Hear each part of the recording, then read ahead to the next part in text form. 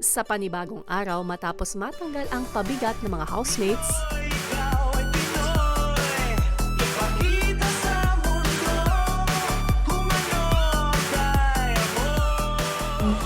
It's a good day. Hirap naman pag ganito. ikwinento rin ni Jazz sa mga kasama ang pagkikita nila ni Fiang at ng kanilang mga mommies. Sabi ni Fiang sa kanya, Kuya, eto na yung totoong EA girl. Sabi ni, Fiang, siya yung totoong EA girl. Miss ko na bunganga mo.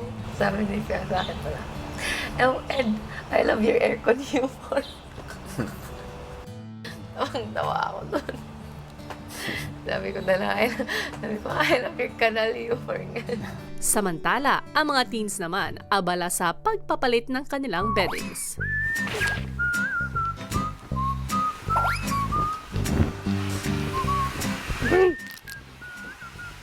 Rain, okay ka lang ba dyan? Mabuti pa, iwan mo na yan kay Kai. he's gonna end Put it inside out he's gonna first. end up doing it. You low-key, I'm just gonna teach you. You need to learn, bruv. I know how to do this. Then do it. I think matutulog ang teens tonight na walang fresh beddings.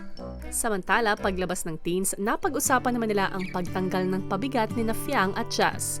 Hindi naman siya admire. Nag-sorry din siya about sa pag-misinterpret sa ugali ko. Sabi niya, isa din daw siya doon. And then, sabi niya, you are one of God's strongest soldier. Sabi ko, God? Thank God. Rico is goods na? Yeah. That's nice. Habang nagpapatuloy ang adults sa weekly task, si Binsoy tila may ibang pinagkakaabalahan. Wow, sinabi po na JM na gumawa ka na lang ng baril-barilan para kay JP. Testing ko. Para mabigyan din ho ng konting libangan ang kabilang grupo ho, kuya. Kasi si JP ho kasi kuya, kumbaga palagi hong nilalaro ho namin yung mga baril-barilan ho talaga kuya.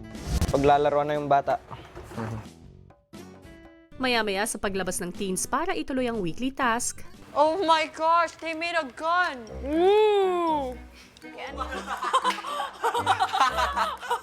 Ayos to ah! Si Binsoy daw gumawa niya.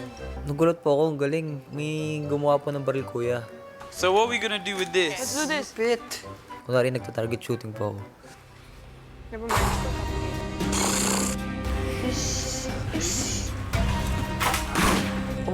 Ayos ka!